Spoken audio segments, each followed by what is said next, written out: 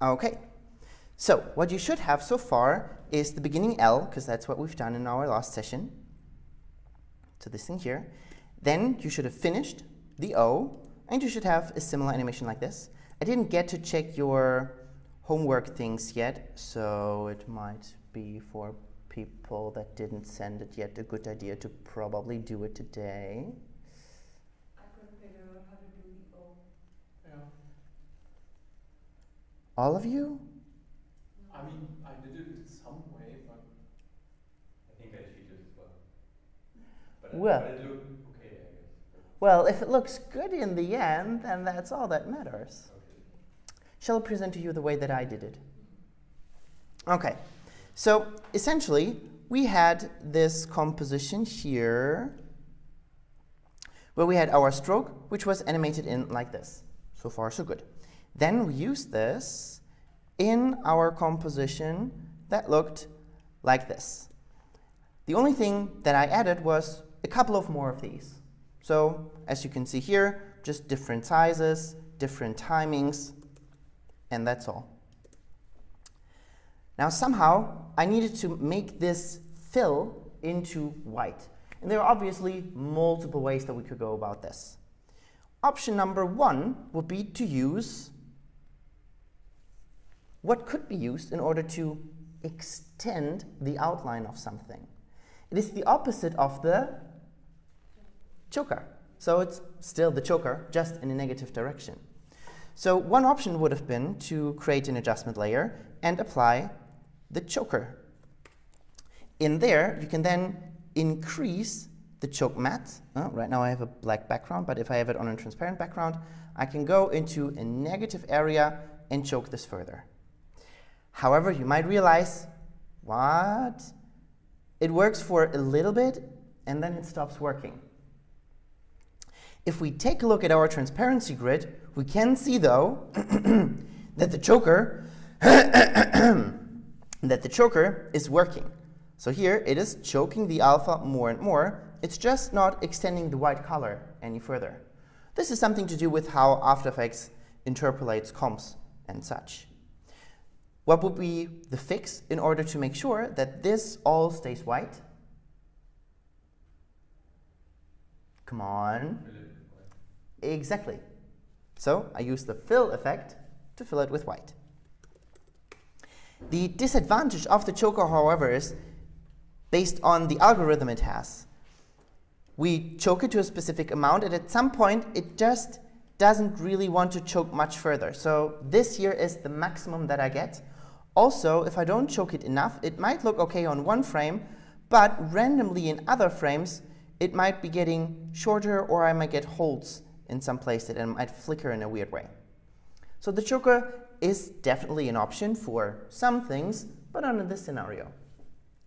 I actually showed you a technique that you could use for this, or that could inspire you to do the proper way, last quarter. So what I did was, I added a black background. This way I just really have black and white information. One way to make something grow, which is also very similar to what the choker does, is blurring something, changing the brightness and the contrast. Hello. Oh, they went to the wrong cloud. Well, then they shouldn't have been too late.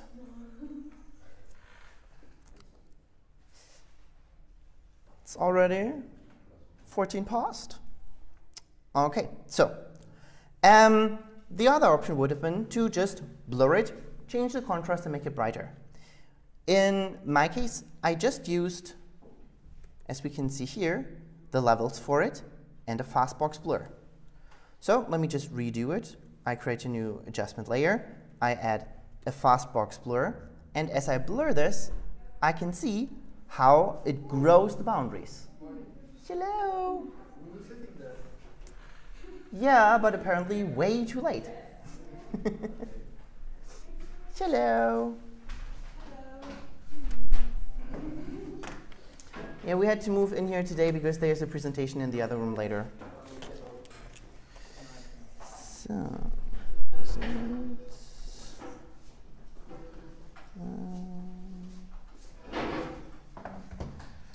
present and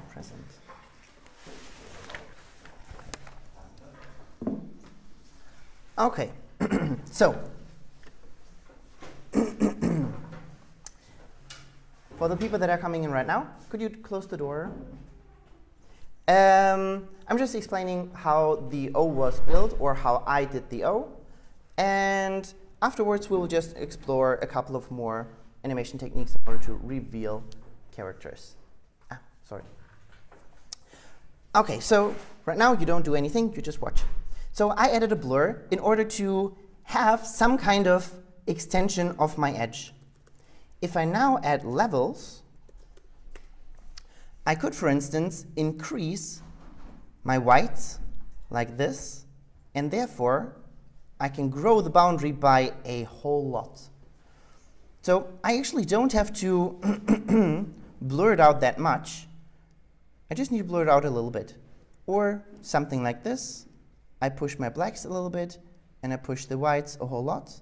And then we can see how we get into something like this. A whole lot easier and cleaner than with the choker. Now, in order to animate this, I just need to set my keyframes. So this would be the end of this. So somewhere over here, I want my blur radius to be quite large. And somewhere over here, I want my blur radius to be quite small. I do see, however, by adding the contrast in the beginning here already, it kind of messes everything up. So I obviously also have to animate the levels. I don't do it so slowly. Let me just show you what it looks like if I do it slowly. So right now, it's animated over a second and a half. In the end, it should have this stronger contrast here. And in the beginning, it should be back to how it normally is. If I now play this back, the blur happens quicker than my contrast, which is not so nice, because then I have this glowy area in the center.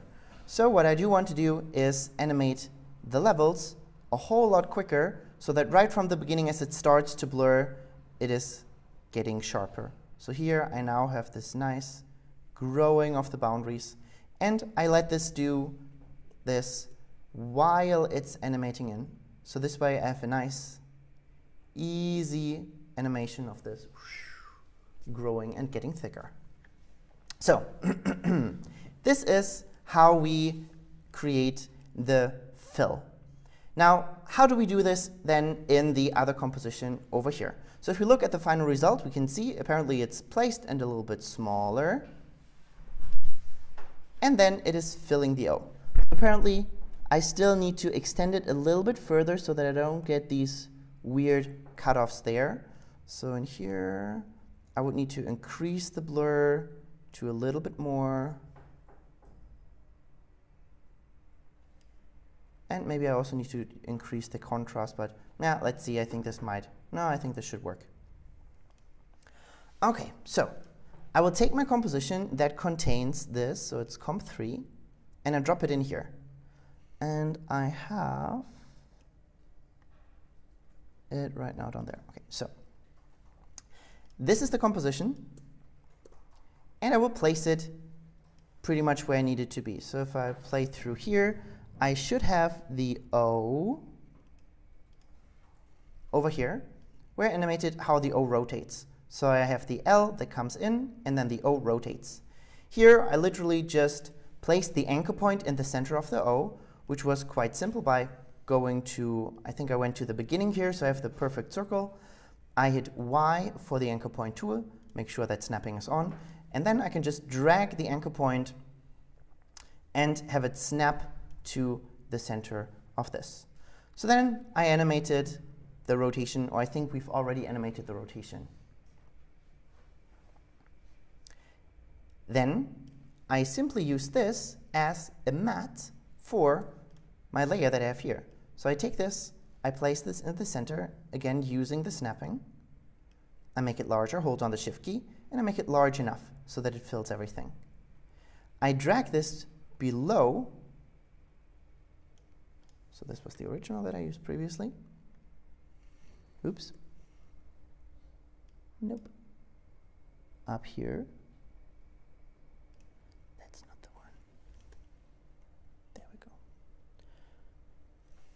This I move below, then I simply tell this one to use the layer above as an alpha matte. So now use the O as a mask for my comp 3. Now obviously this does not happen in the correct timing, so I have to move this forward. So I need to figure out when the O should start appearing, and I apparently decided to have this happen around here. I drag the layer so that the endpoint starts where I want the animation to start, and I move it forward. Now, however, the O is rotating clockwise. However, the inside, the reveal, is moving counterclockwise. How do I simply fix this? I flip it. I have two options for this. I can either go to the scale, I can unconstrain the proportions and use the negative value here. Unfortunately, this sometimes doesn't work well, and this will be reverted as soon as I click and drag it on the corners and I want to scale it up proportionally. So what I prefer to do when it comes to just flipping a layer is by using an effect. And the effect is called transform. Transform just gives me additional transforms that are added to the transforms that I already have. Additionally, I get a skew option, which we will actually use a little bit later. In there, I will find the scale, and I can say that it should not be a uniform scale. Then I can go to the width, and I can set this to -100. So now I'm using an effect to flip this over, which makes it a lot easier for me to still scale it up and down as I need to. And then I have the O. The very last thing I added, or I didn't actually add this here, I changed the colors. So my background is not actually black. I don't know if you can see it on the screen. Yeah, you can clearly see it on the screen. So my background is not black, but this one is black right now. So what is the simple fix for this? Change color. Transparent.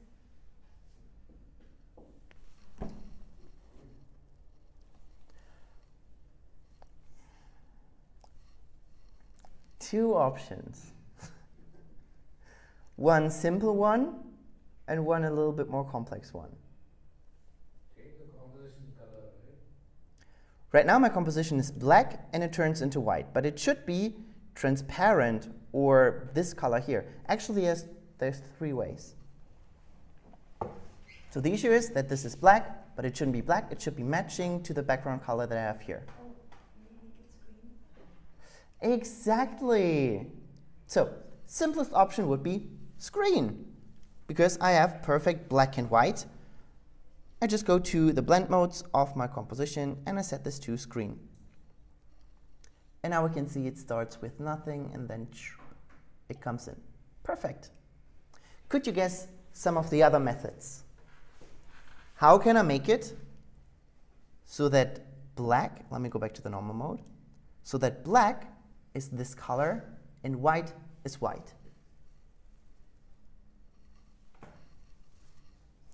Bum, bum, bum, bum, If we bum, change the background color in comp 3, not going to work because I have an adjustment layer on it that changes the contrast. So even if I change it, I would change the color in some way.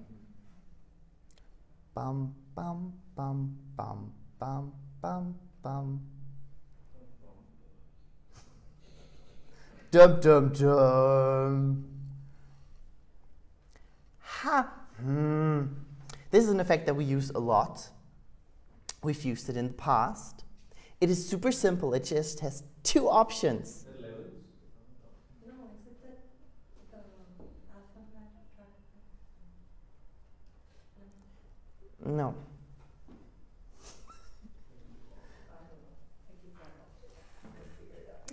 There is an effect where I can say black should be mapped to a specific color and white should be mapped to a specific color. We use it exactly. The tint effect. We oftentimes use it to make something black and white or to color something that was black and white into something else. So on this composition, I can apply the tint effect. And the tint effect just has two options. Well, we also have a switch button and an mounted tint, but basically just these two.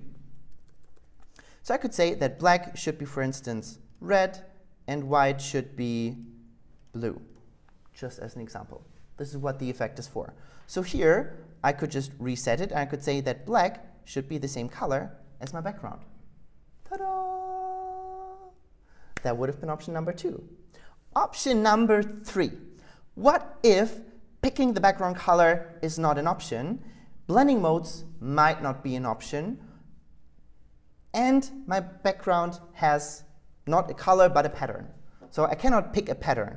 I can only pick a color. So this here needs to be transparency. How do I make it transparent? We've used this effect before as well.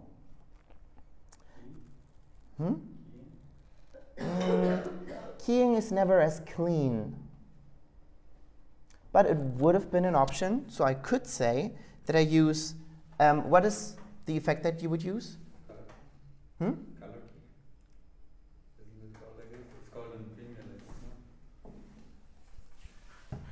What would you use in Photoshop if you need to select something based on the color?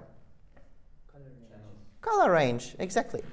So here, remember this, I will need this later. So I will apply, oops, I clicked on things. I will apply the color range. And in here, I could pick the black color, and then the black color is kind of like gone. However, this only gives us a very, very rough mask. So if I turn on the transparency grid and I do a single view, I can see it does get rid of some things, but I need to then start adjusting the fuzziness. I will not get rid of the black completely, and I will never have a perfectly clean mask. But I get pretty close, so once I have this, I could just add another fill on top, which also has the advantage of giving us the option to fill this in any other color later on. Now, what is another, a little bit cleaner way of replacing the color range? Via channels. And what is the effect called specifically? There's something in front of the channels. Essentially, we want to move our black and white information to another channel, mainly to the alpha channel. So we want to shift it. So the effect is called shift channels. So instead of using the color range, I would just apply the shift channels.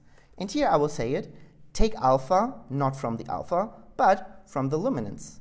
And now I have pretty much the same end result as the color range, but without having to adjust any sliders picking a color. And then, same thing, I just add a fill, and we can see how this is even a little bit softer than the solution that we had beforehand. So this mask here is a little bit more accurate based on the black and white information that we had below. Alrighty. So now that we understood that there are different options to get to the same results, let's see how we could animate a couple of more characters. To keep things a little bit simpler, I think I might really work with the single view options here. So there's lots of layers here, and as you can see, I've already started coloring certain things. So everything that belongs to the L up here, I gave it this, I don't even know how this color is called.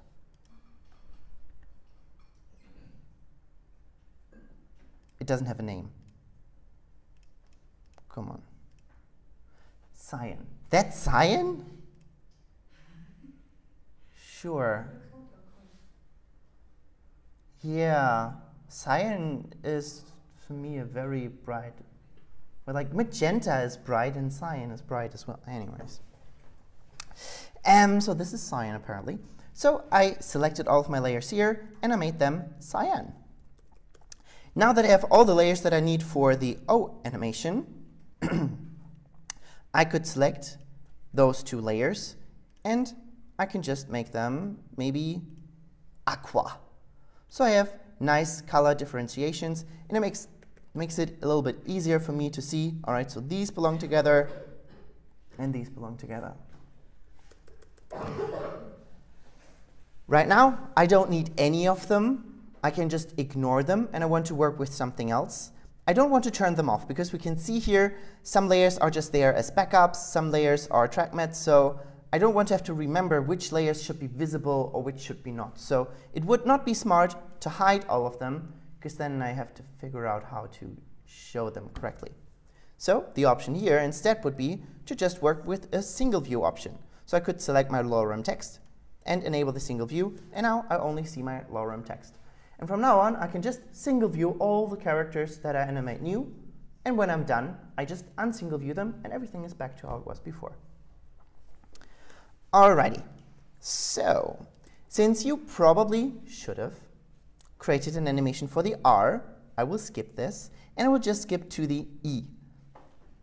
I just took the liberty of not animating the R because I don't have to do homework. So let's switch to the E and think about what could be animated there.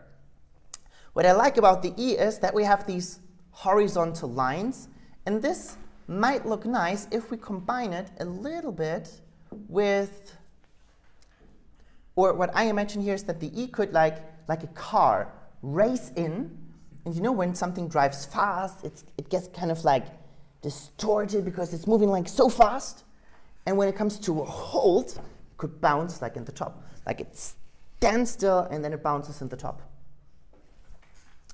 All right, let me show you how that could be done. First, I need to duplicate this layer. Then I double click it and I get rid of the characters that I don't need. We will repeat these steps later as well together, but for now, I do it first. Now I align it where it's supposed to be. Good enough. And I can unsingle view the lorem because I just care about the E. Alrighty, so I obviously want this to come in from the side, so I hit P for the position and I activate the stopwatch. Then I will go a couple of frames forward or backwards. Will I go forwards or backwards? Backwards, because this is my end animation, or end position. So maybe I go 10 frames backwards. Then I will move it to the side here. If I now play it back, I have the E that just shoots in like this. So far, so good. So at this point here, I want it to be skewed to the side. So what could I do? Skew it. Exactly. And how do I do this? Transform. Exactly. I just showed it earlier. So on this layer, I apply the transform. And there I have a skew option. I have two options for it. I can tell it how much it should skew and what the axis should be. So let's take a look. If I skew it, it skews apparently kind of like up and down. That's not what I'm looking for. I want it to be sideways. So I change the skew axis. This looks about right. Let's try -90 and see what happens. This looks all right. But for some reason, the skew happens in the center. But I want it in the bottom. I want it to feel like the bottom is pulling the rest of the letter. Then the bottom stands still, and just the top is doing kind of like a bounce. So, Change the anchor point. Of what? Of the transform effect. Exactly. So we can see the anchor point of my layer sits down here. However, the anchor point of the transform sits over here. So I could say I take the anchor point, pick it, and I shoot it where I want it to be, so in the bottom here. But then something weird happens. Do you? Exactly. I've changed the anchor point, but the default position needs to be in the same position as the anchor point. This is a little bit hard to understand, but deep down, it totally makes sense. For you, you just need to remember if you change the anchor point of the transform effect, you should usually also change the position alongside with it. So here I can just copy paste these values. And now the anchor point sits where I want it to. And when I skew, it skews the way that I want it to as well. All right, let's see how I would animate this. First, it should move quickly. So in the beginning, it's something like this. So as it comes in, it's shooting. As soon as it hits this point, it should go back to its original position and do this bounce. So I will take just a very, very short animation. Let me let me create a keyframe here for the skew. And let me hit U to reveal this keyframe. And I just want to move it one frame to the left. Then, on this frame here, I would change the skew to 0. Maybe I will offset it by one frame, I will have to see. So here, it comes in, then it goes here. And now it needs to do some kind of a bounce. How do we do this? Overshoot. We use the overshoot. So I have the skew selected, then I go to Window, and I will go to the Any Overshoot. In there, I can then play around with different values. I start with the default 3 and 8.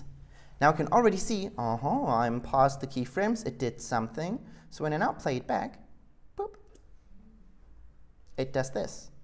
So now it feels like it's being pushed in there, and then it's being, well, animated in a specific way. Now here, we need to adjust the frequency and the decay. I will just go over the settings, explain again which property does which. So if I increase the frequency to 8, what do we expect to happen? How does it differ? Faster shakes. It's faster. It's almost like a vibration that we will get. Oops, I forgot to hit apply. So now we have like a. So apparently, if I take my frequency and set it to something like 1 and hit apply, it is more of a whew. So this overshoot can be used to give it very different feelings of how this is happening. Now let's go back to the default of 3 and remember how this feels. So now we have a bow wow wow wow. If I decrease the decay to something like 2, what will happen to my bow wow wow wow? Exactly. Then I will have a bow wow wow wow wow wow wow wow wow wow. This is actually how you do it. When I was working with other people on bigger projects, there are usually multiple animators, and when you explain to them animations, that's what you do. You make sounds in order to explain what is happening. So when I now hit apply, and I play this back, it just takes a whole lot longer to come to a rest. On the contrary, yeah. But we have to make sure that it's like not interfering with the R, right? I mean, does it Sure. bounce against the R? It does bounce against the R, and this depends a little bit on how quickly this is being animated. So the faster the animation is, so the shorter the animation, and the faster the distance it travels, the stronger the overshoot will be. So the amount of overshoot, so how much does it stretch to this side here, depends on what is the previous state and how long does it take to change from this to this. So if I make this animation a whole lot longer here, oops, that is way too long, something like this, and I go through, we can see how now the bounce is a whole lot more subtle. So here it's like, and we don't have such a big issue of it overlapping with the R. But for now, I do like it to be a little bit stronger, and I think it would be all right if it does overlap with the R for a short amount of time. So here maybe we take a frequency of 2 because our other animations are kind of smoother, so I don't want the bounce to be too strong or electric. I want it to feel a little bit more cozy. So I try a frequency of 2 and maybe a decay of 5. So it is taking a little bit longer to stop. Now let's see. It comes in and it bounces quite smoothly. Let's hide the lorem here. So we have these other animations that happen. Then the R comes in some way. And then the E needs to come in a specific time as well. So apparently this time actually might already be a good place to be. If we are not happy with the time where we animated the E, we just move our slider to the in point of the keyframes and we set the in point of the layer. For most keyboards, you can use the shortcut Alt and the opening bracket. For German and other similar keyboards, you need to find the in point, click and drag it, hold down Shift, and let it snap to the slider here. Then we can just take the entire layer and move it through the time until we find the place where it makes sense for the E to come in. Alrighty, let's do the E together.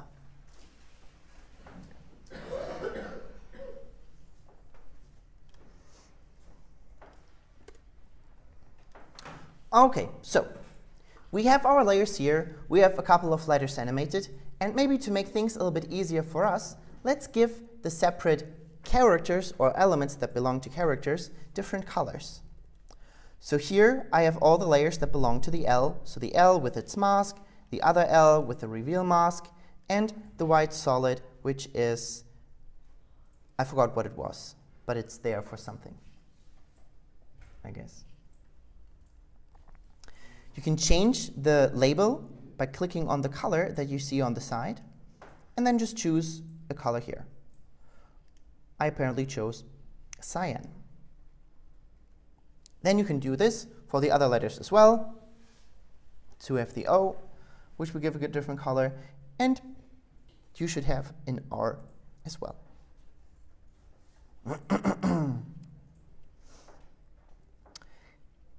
Then we want to get another character out of the lorem. So we will show the lorem text, and we only want to focus on this one. So we enable the single view option here. Then we duplicate the text layer. So we duplicated the text? We duplicated the lorem text. Yeah. And we moved the R. Then we remove all the characters that we don't need. So the only letter that is left is the E. And then we move the E into place.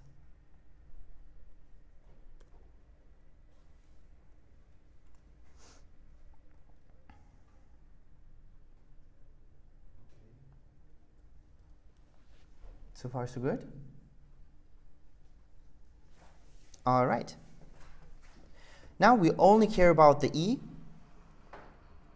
So we can just hide the lorem text again, which will automatically disable the single view option.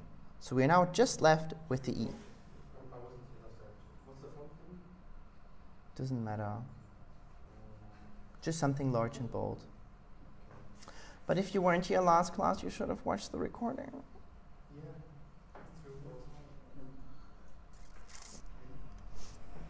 So just create an E. Okay, now that we have the E, we want this to be animated. It doesn't really matter where in the timeline we are. Maybe do it a little bit more on the right so we are not irritated by so many other endpoints of layers. So I go somewhere in the center of my timeline. Then, with the E selected, we will hit P because we want to animate the position. We activate the stopwatch. Then we go 10 frames backwards, Command-Shift, and the left arrow key. We can always adjust this distance later on if it feels too fast or too slow. After we moved backwards, we want to move the E to the side. So we click and drag, hold down Shift. Here we can see that After Effects apparently prefers guide layers over the Shift key. So when we look very closely, we can see how this keyframe is higher up than this keyframe here. If you might be bothered by this, or if you are a perfectionist, what you could do is hide the guide layers, because we don't really need them right now. You can click on this icon here, and then you can disable guides. Now, when I delete this keyframe and I move it again, I will have a perfectly horizontal line. If we play this back, we should have an E that just, in a linear type of fashion, comes in. If we have a secondary animation, like the bounce that we have in the end, this is one of the rare scenarios where I think it is totally fine to use non-eased keyframes. Normally, we always add some easing to it. But since I wanted to hit the wall and then bounce on the top, this is the exception that we could make. So far, so good? Alrighty. Good. Then let's go to our last keyframe. Select the layer and add the transform effect. We already know that we need to change the anchor point, so let's maybe do this first. We can just use this cross button here next to the anchor point, click it, and a cross should appear. We can then shoot it to where we want the anchor point to be. After the anchor point is moved, the position looks a little bit weird. So we need to copy-paste the values from the anchor point down to the position. Should we make the anchor point down left or just in the center? Doesn't matter. Only as long as it's on the horizontal line here, we're fine.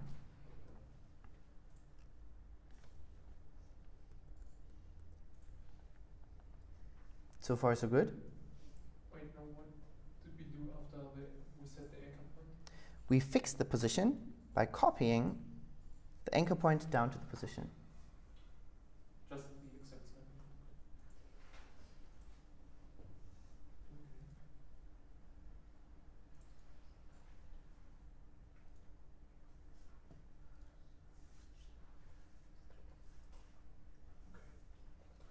All right.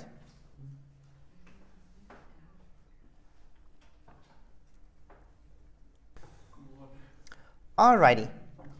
Next, we want to figure out how the skew should happen. If we increase the skew, we can see it skews, well, up and down, but not sideways the way that we want it to. To fix this, we simply need to change the skew axis. Let's try -90 degrees. And then change the skew. And now this should behave the way that we expect it to. So far, so good? So in the beginning, it should move fast, something like this. However, right now, we are at the end. So we could also animate it backwards, unlike I did it last time. So we change the skew to 0, make sure that we are on the last keyframe, and we activate the stopwatch for the skew. Then we go maybe 2 frames backwards, so Command and the left arrow key twice. And we change the skew to a negative value.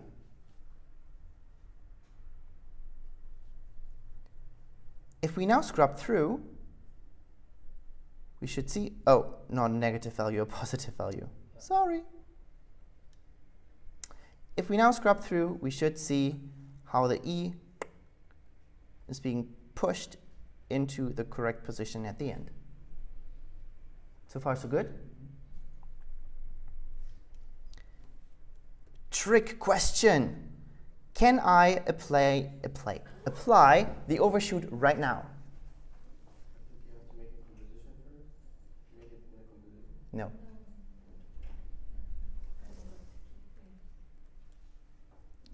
Can I apply the overshoot to my skew animation right now? No. And why? You know another keyframe? No, I do have 2 keyframes here, You have to but I cannot select them. Open up the layer. Exactly.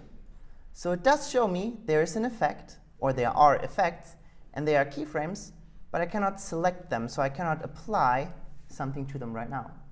So I have to open up the effect, or alternatively, what is the shorter way? you. The shortcut U. So I select the layer, I hit U, and then it should reveal the actual keyframes to which I can then apply the easing.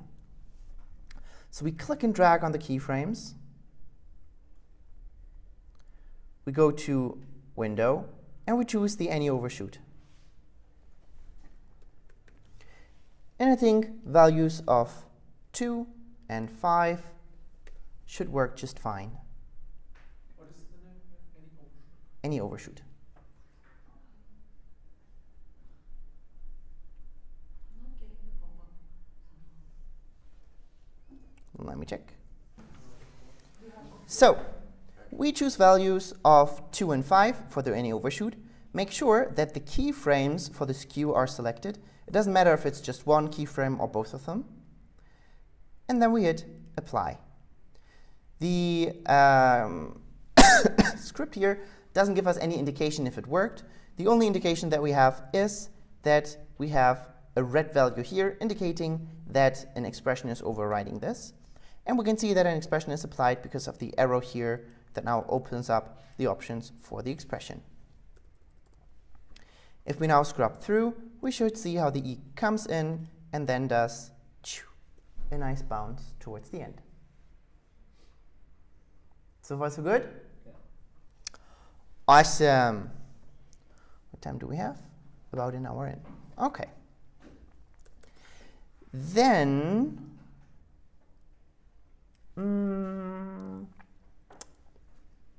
let's just do something fairly simple of how we could animate in the M with a little bit of an offset. So what I want is, I want the M to be stroked in, but with 2 different colors. So I'm done with the E. I will do the first steps first. Can you show me again how to make the wobble thing a little bit more? Like this? Just play around with the settings here. Oh, the Right. okay. So the next steps I will do first. Afterwards, we do them together. I disable the single view. One more question regarding that overloading thing. If I applied an effect and on that same position I pressed another effect, will it override it or do it over it? It doesn't. You mean the expression? Yes. Normally, my scripts are just replacing expressions because they can of course be multiple expressions be applied to a single layer, but the way that they work, they would interfere. So for instance, if I have this overshoot, I could not combine it with a loop, for instance. That doesn't make sense. It would, because they both alter keyframes, but they cannot both alter the keyframes at the same time. So usually my scripts are set up in a way, if you apply a loop, then the loop is applied. If you apply the overshoot, the loop is deleted, and then the overshoot is applied. Alrighty. So I'm done with the E, and I show the lorem again. I single view it, just me doing, and I now want the M. I double click the layer to select it, get rid of the other characters. Oops, sorry, of course, before I do that, I should duplicate the layer. Then get rid of the other characters, and I move the M into place, like this. Then I hide the lorem, and I'm back to the M. What would be the easiest way to reveal this? So if it's like drawn. Stroke effect. The stroke effect, exactly. What do I need for the stroke? A line or like a path. A mask, to be more specific. Here I can either use the rotor Bezier, although I already know that this is going to be all straight lines, so I will just go for a regular mask. I just do my click, hold down Shift, click, then another click here, another click there, and another click here. I apply the stroke effect, and I will increase the brush size. Right now it's kind of hard to see where it is, so maybe I change the color to something that I can see a little bit better. At this point, I could also start to realize maybe I need to adjust the position here of my points a little bit. So maybe it should be a little bit higher up like this so that the angle here works better. I increase the size, I increase the brush hardness, and I realize this seems to be working quite well over here. If I now change the end, it goes through, but I can see how this looks a little bit chunky. So what do we do if this looks too chunky? Change the spacing. Change the spacing, exactly. So I change the spacing. Because it's just a very short path, I can go to the maximum and I just type in 0. Oops, sorry, that was the end. Damn it. Type in 0 for the spacing, and if I now change my end, I can see how this looks a whole lot smoother and softer. So here then also realize, damn it, it starts with a point, so it would reveal in the beginning maybe a little bit too fast. What do I do to fix this? Move the point. Move the point in the beginning a little bit further down, so it begins to reveal it from the outside, and then it can start to, where's my start here, and then it can start to come in, and then I have a smooth reveal like this. All right. Can you change the brush Thickness? form as well? Because now you always have a curved reveal, right? Now I always have a curved reveal, but this is the only thing that I can do in this scenario here. If I don't want a curved reveal, then I have to use a regular shape layer and use that one as an alpha matte. Okay, so next I will go to the beginning, and I change my start all the way down to 0, and the end all the way down to 0, and I activate the stopwatch. Then I go maybe 15 frames forward, and I change the end all the way up to 100.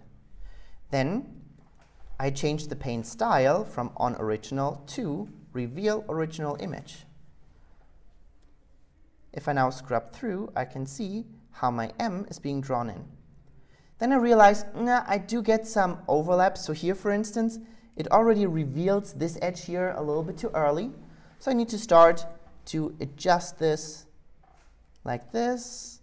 So now it goes down. This works fine. It moves up. Then again, reveals this thing too early. So I have to think about what I could do to fix this. So maybe I can try to adjust the angle here a little bit. Maybe I can also move it a little bit to the side here. No, that's totally not working. It's literally just this one. Like this. And then I just need to make sure that either I add another line in the top, or I make the stroke thicker. I don't really want to make it thicker, so I will just add another line here, and I move it to the side. And then I have a pretty clean reveal of this. Still, I have a slight issue down here where it reveals this area too early. But when working with a stroke like this, this is the only option that I have. It will also move quite quickly in the beginning as soon as I add my easing, so I don't think this will be an issue. I will select the keyframes, and I will go to the any.green. By the way, this is a newer version, so it looks slightly different. Don't be irritated. Here we'll go for something like 66 and 44, and I hit apply. If I now scrub through, I can see in the middle it moves so quickly that I can hardly see it. Like this. Maybe I actually go for 20 frames for the distance. Oops. Like this. Alrighty. Now, if I want two different colors to reveal this, so I want first, for instance, a blue, and then I want to add the white on top. Duplicate it. Color the first one with the film, the other one with a different color. Mm-hmm. It's a palette as well. Exactly. So I duplicate the layer. Then, on the bottom layer, I can just give my text a different color, so I could make it, for instance, bluish. Then, I just need to offset my keyframes. So when I hit U to reveal all of my keyframes, I know that the bottom layer, the bluer layer, should happen first. So I grab the keyframes of the top one, and I move them to the side. Just a couple of frames. So here I then have a leading color that reveals the character first in one color, and then the other color fills it up behind it. Now I might have a little bit of an issue. If I look into these corners, I can see that there's a slight bit of blue peeking through. So if I hide the bottom layer, this blue is gone, and here the blue is in there. Do you see it? How do I get rid of it? So we do the choker. Alrighty, so I select the bottom layer and I apply the choker. Oops, I should write it correctly. Choker, and I just need to choke it probably by 1 pixel or so. Now it is slightly smaller, that is true. However, in the animation we might not notice it, and right now I don't have any issue with blue peeking through. Why do we use the choker while you could just change the stroke size? The bus size? The stroke is already a lot thicker than the letter. It's the letter that is too thick, not the stroke.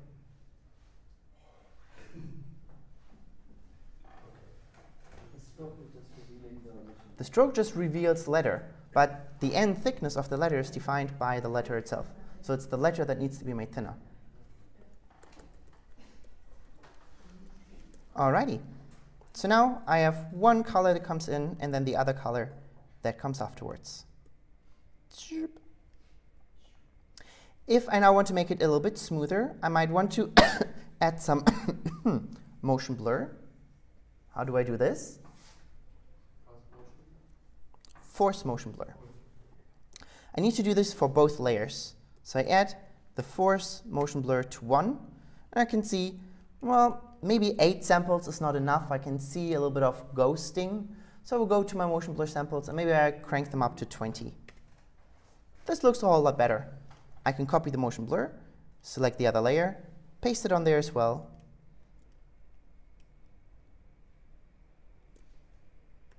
Is it sleeping?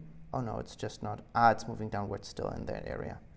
And now when I play this back, I do already realize that this takes a whole lot longer to calculate. So before, it was almost calculating in real time, but because of 2 layers, 2 motion blurs or force motion blurs that I apply, as well as the super dense stroke that I'm drawing, it takes a whole lot of time to calculate.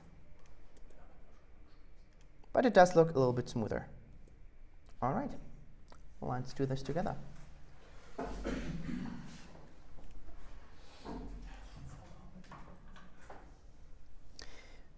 We start by single viewing our lorem again. Then we duplicate it, double click it, and get rid of the characters that we don't need. So the M stays and everything else should be gone. Then we take the M and we move it into place.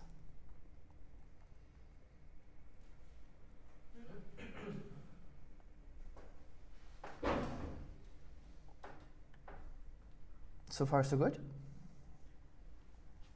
Next, we want this to be the only layer that we see, so we can just hide the lorem text.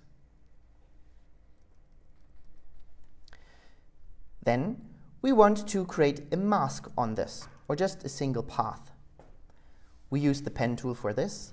Because I already know that the edges should be sharp, I will disable the Roto Bezier option. Then we click where we think we might need the path to go along.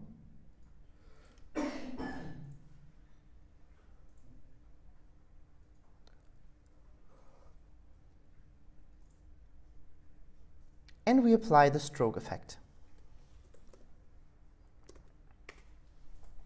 To see the stroke better, we give it a different color. We should now see something like this.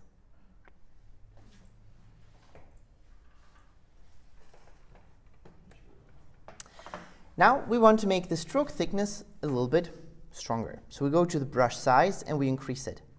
Then we realize it gets kind of blurry, so we increase the brush hardness as well, which will also make the brush a little bit larger.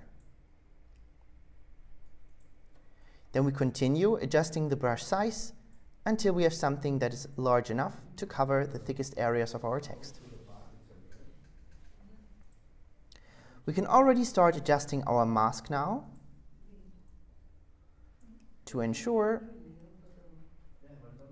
that everything is covered.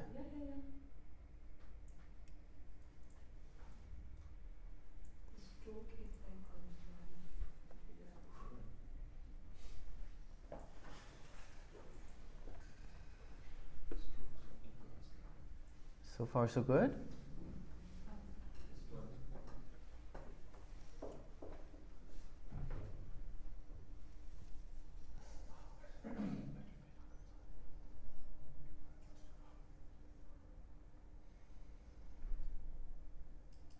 So first the path needs to be added and then the stroke effect needs to be added on top of that, right? Yes. And then we adjust the settings, but yours might differ. So brush size a little bit larger and the brush hardness all the way to 100.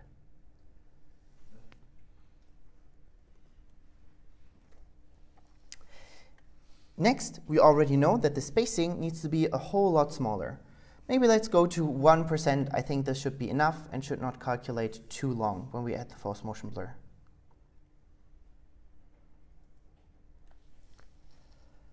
We know that the end should be at 0 in the beginning, so we drag this through until we are in the beginning. We might add 1% to the end just to see how large the initial dot will be. Once we see this, we grab the first point of the path and just drag it down until it is below the M.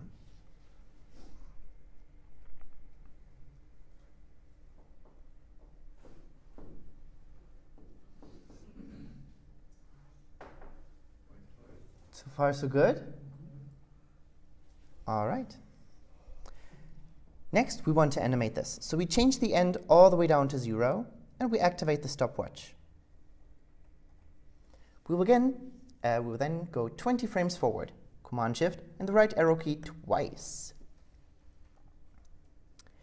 We go to the end, and we increase the value all the way up to 100. To reveal the keyframes, you can just hit U. If we then scrub through, we should see how this is painting over the M.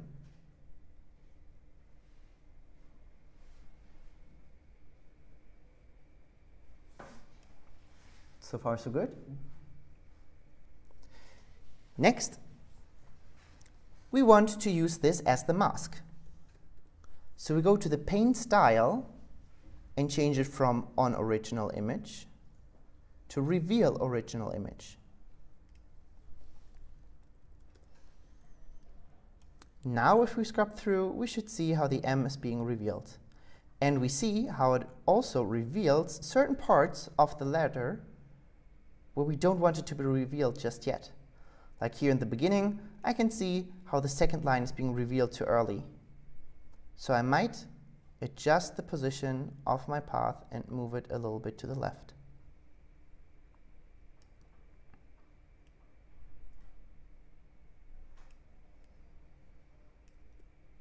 Here I might need to move it down a little bit. This could fix the issue that I have here.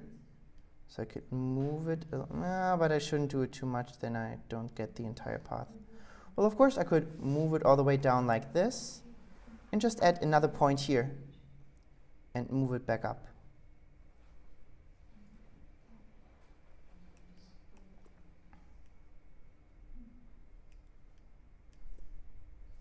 Yeah, this looks clean.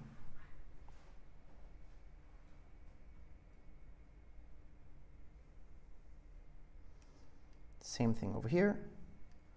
Move this to the side. And then add another point to reveal everything in the end the way that it should be.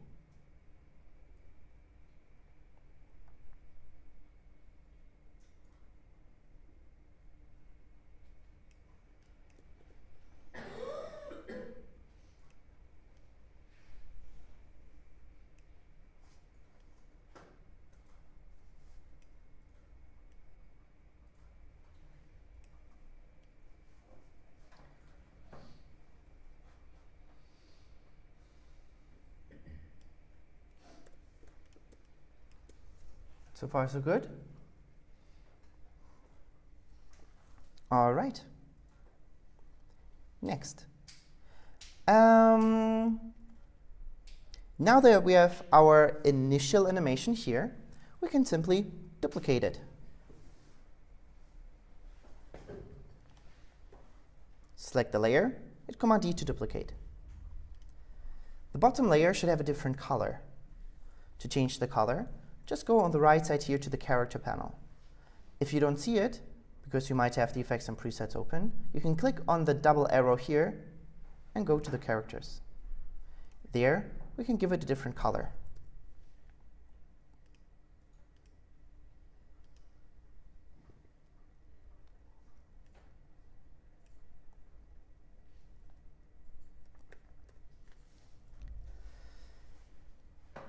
We want to select the top layer as well and hit U to reveal both keyframes. The keyframes of the top layer should happen later. So we select them and we push them a little bit to the right. We also want to animate this with a little bit more of an easing. So we select all of the keyframes and just give it a regular easing of something like 66 and 44. Bless you. You hit apply. And when you then play it back, we have these two colors revealing the M.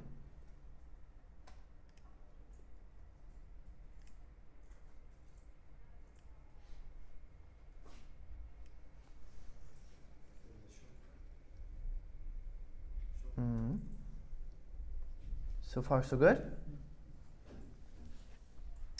Next, we realize that we have this issue that our M now feels like it has a little bit of a bluish glow, or whatever color you're using for the background. So we select the background layer, or the bottom M, and on this one, we will apply the choker. More specifically, the simple choker. And we just go to a value of 1 to choke it by 1 pixel smaller. If in some tight areas like this is not enough, you might also want to try 2, but we don't really want to go higher than 2, because otherwise we might see that it is being choked too much in the beginning, and we don't want to really see that it is a thinner layer in the beginning.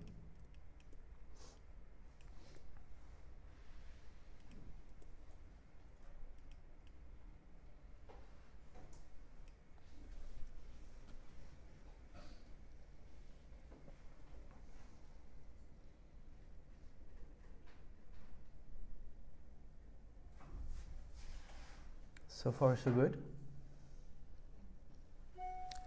Lastly, we want to add our force motion blur. Let's start with the top layer and apply the force motion blur. I think motion blur samples of 8 are not enough, so I go to a value of 20.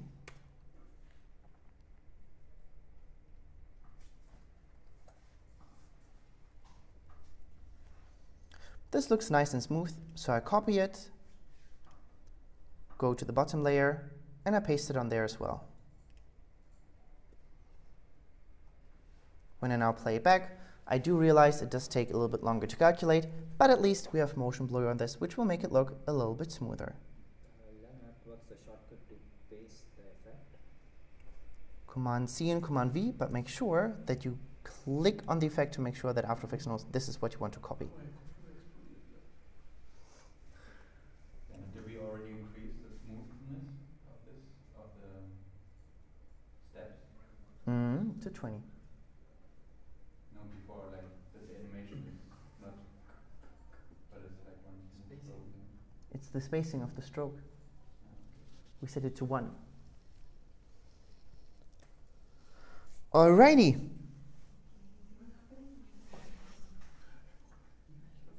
So far, so good? I think maybe my laptop is really slow, but it's just not happening. I will take a quick. Alrighty. Let's take a break. Something like 5 to 10 minutes. And afterwards, I would have a suggestion for you.